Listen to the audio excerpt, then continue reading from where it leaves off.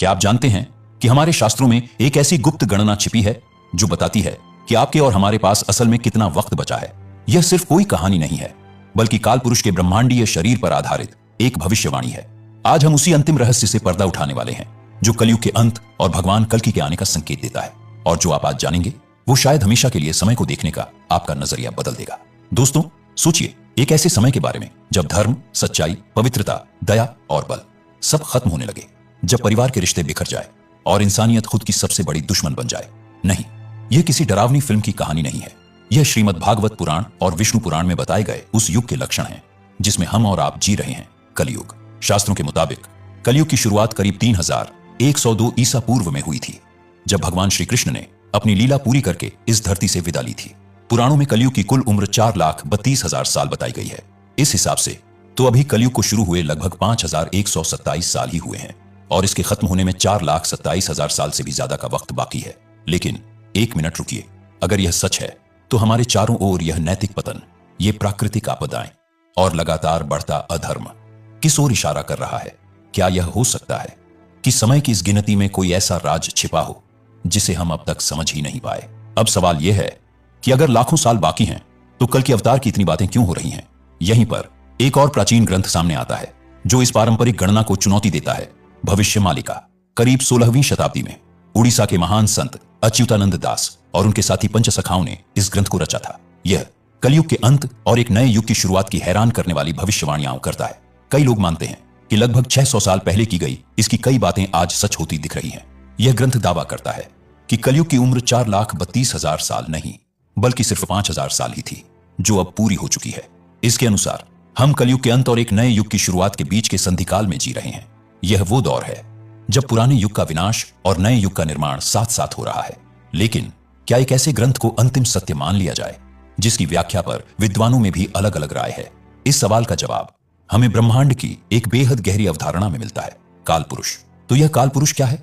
वैदिक ज्योतिष में काल पुरुष का मतलब है समय का जीता जागता रूप या ब्रह्मांडीय पुरुष।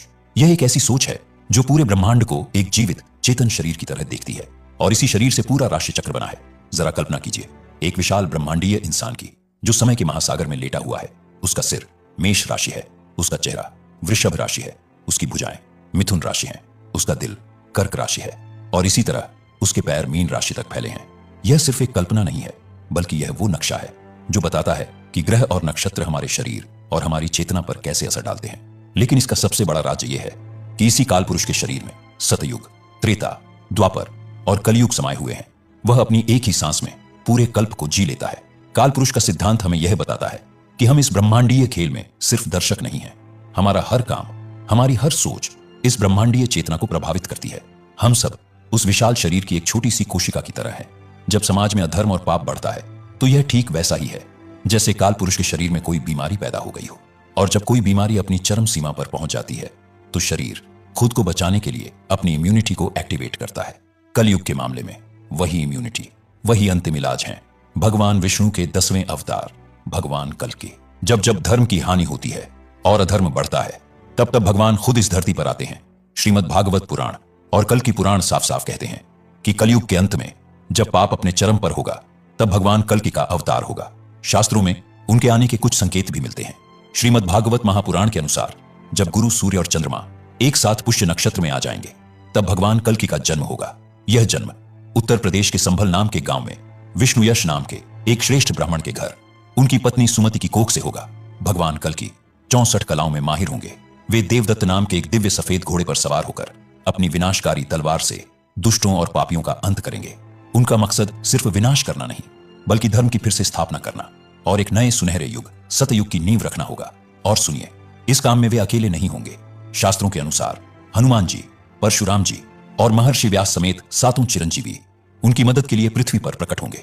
अब एक पल रुक कर सोचिए, हमारे चारों ओर जो हो रहा है, प्राकृतिक आपदाएं, समाज में गिरावट और बढ़ते झगड़े, क्या यह सब सिर्फ एक इत्तेफाक है?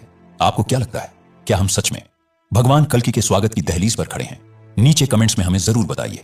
जब हम कलयुग का अंत सुनते हैं तो मन में दुनिया के खत्म होने और महाप्रलय की तस्वीरें आती हैं, लेकिन शास्त्र कहते हैं कि यह अंत एक महापरिवर्तन होगा।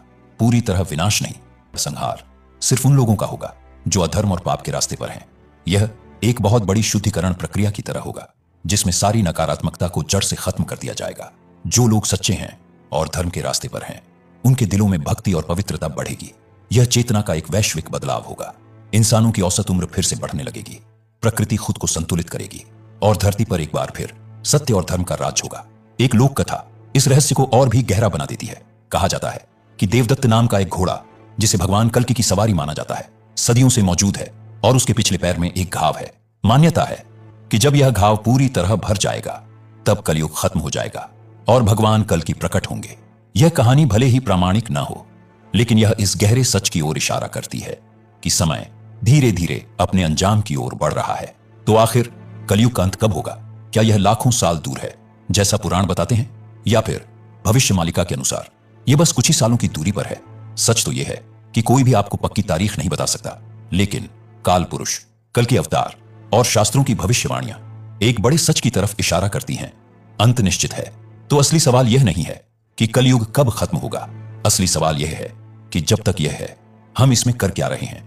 काल पुरुष का सिद्धांत हमें याद दिलाता है कि हम इस ब्रह्मांडीय शरीर का एक अहम हिस्सा हैं। हमारा हर काम, हर सोच मायने रखती है।